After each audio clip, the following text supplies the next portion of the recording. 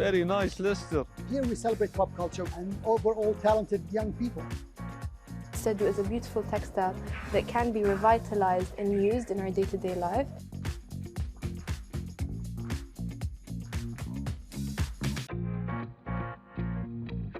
Hello and welcome to Qatar 365 with me, Laila Humaira. On this episode, we're looking back at some of the most colorful and interesting moments of 2023, showcasing the country's diverse traditions and culture, including falconry, pearl diving, and sadu weaving. We also went behind the scenes with a special Indonesian ensemble and met some anime geeks. But first, in the pursuit of finding comfort food and fine dining, here's how Adel Halim and I ate our way through Qatar. Yihua first opened its doors in Qatar in 1998, years before the Korean cultural wave. Today, Seungmoon is continuing what his parents started, opening 2 more branches and spreading the love for Korean barbecue. For someone who's never experienced it before, what makes up Korean barbecue actually, and what makes it a truly interactive dining experience? Korean barbecue is different in the sense that everyone around the table is involved. Our meat is thinly sliced so that it cooks easily and at your own pace. We also offer a different variety of side dishes that complements your meat in a lettuce wrap. It's a sound that would entice any meat lover, and the smell makes it irresistible to taste. And once you've taken a bite, it will leave you wanting more. Whether you're new to Doha or just trying to find a new food joint, what better way to expand your taste buds than through a food tour? Adel went on one such tour with renowned food blogger Rachel Morris, exploring 3 cuisines under one roof.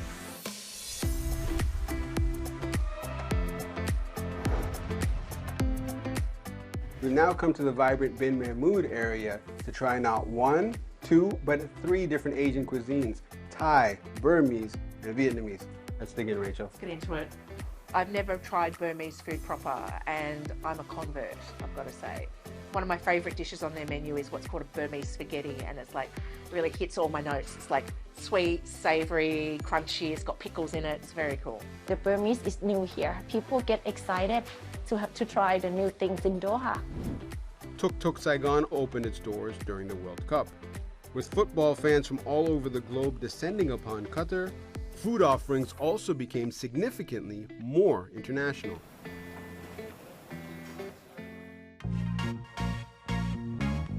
While Qatar has rapidly evolved into a metropolitan country with an impressive skyline and world-class infrastructure, it stands proud of its Arab culture and rooted to keeping its traditions alive.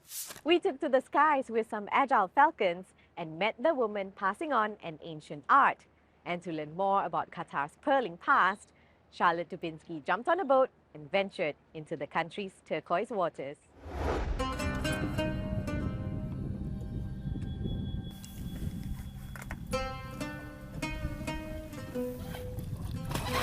You don't have to dive deep into Qatar's past to know that these waters have always been abundant with riches. Today it's oil and gas, but for centuries wealth came from oysters on the seabed. Mohammed is one of the few divers who's still seeking his fortune at the bottom of the ocean.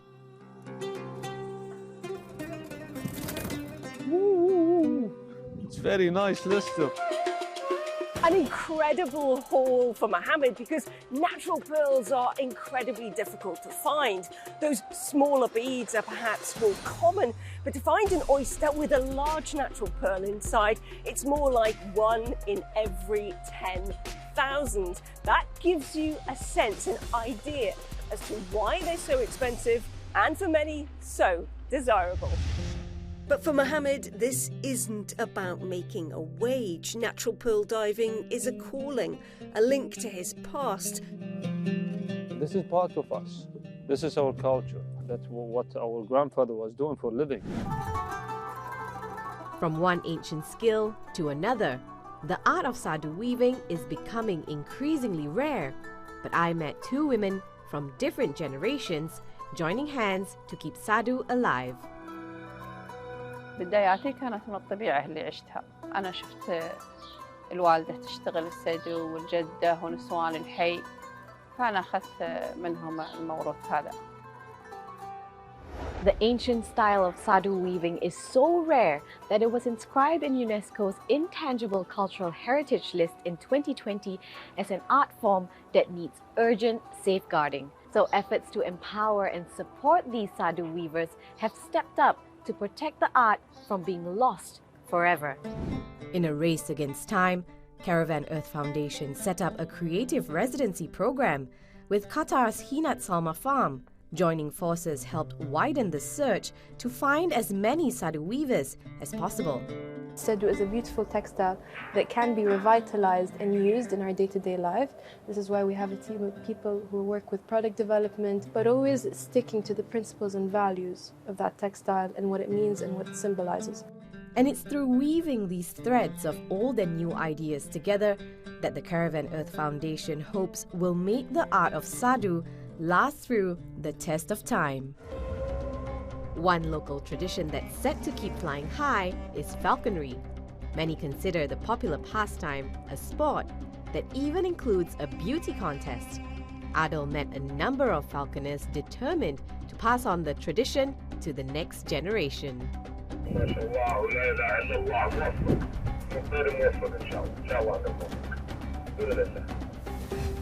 Deep in the Qatari desert, hundreds of falconers from across the region gather, prized birds in hand. Described as a living human heritage, falconry can be traced back 4,000 years. It's an ancient tradition that's become an annual tradition. Ahmed Said Al Mari has never missed a Marmi festival in its 14-year history. And in addition to making sure his falcons stay on course, he's also training his sons to carry on a family tradition that's been passed on for generations. يلا هد ونشوا على الدنيا شافوا نحن ابائهم كلنا يعني هالطيور وهالقناص. While they have all the same tech gadgets as their peers, Al-Mari encourages the youngsters in his family to go offline as much as possible. And it seems to be working. His 15-year-old nephew, Saeed, has spent a decade learning the tools of the trade. تعلمت طيور من عمر 5-6 سنين. تعلمت من أبوي وأعمامي وخوالي. والحمد لله بديت أشتري طير وأشتري طيور. وتعلمت تدريب طيور. تعلمت أشياء واجد طيور. كيف أربطها على الحمام وعلى أشياء كثير. الحمد لله. And if the Al-Mari family is any indication, the sport will continue to soar in Qatar for years to come. While traditions like falconry and Sadu weaving are kept sacred, Qatar's diverse population creates a vibrant community.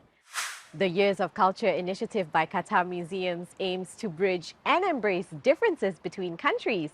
I got to see a special Indonesian performance that celebrated those differences.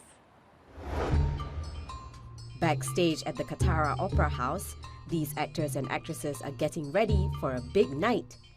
The troupe was flown in from different parts of Indonesia to perform Hayati, a musical interpretation of some of the oldest and most treasured Indonesian epics.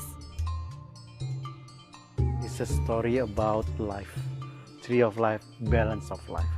This life, this world is being made by amazing creatures that together, and Borobudur is representing of that.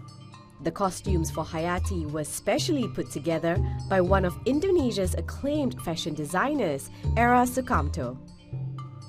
Gold headpieces, traditional theatre masks, and colourful, flowy batik. Batik is a profound art. It's not only the way to put the wax and the coloring techniques into a cloth, but it's also a visual communication. So it's a very profound way to presenting all the philosophies, all the wisdoms into one cloth. The curtains come down as Hayati comes to an end, But the hope is that the appreciation for Indonesian theatre will linger a little deeper and long after the echoes of the standing ovation.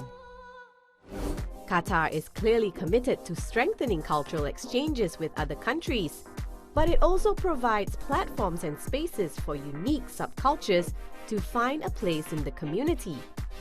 Ado spent some time at Geekend, a biannual gathering of gamers, anime lovers, and cosplayers, and a place where it's cool to be nerdy.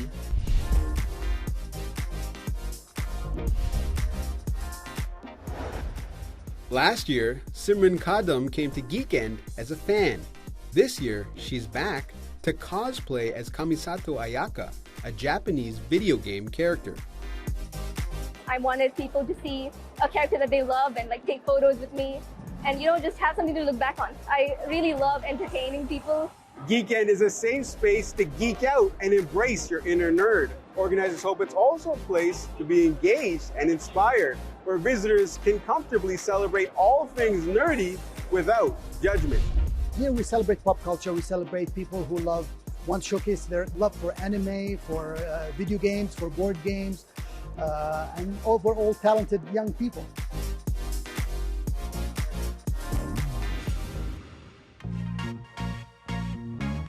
From Qatar's diverse food scene to the geeky trends of Gen Z, to the timeless traditions showcasing the country's heritage, we hope you've enjoyed reminiscing some of our favorite moments with us, but that's all the time we have for now. For more, check out yournews.com and connect with us through our hashtag. Thanks for watching, and we'll see you next time on Qatar 365.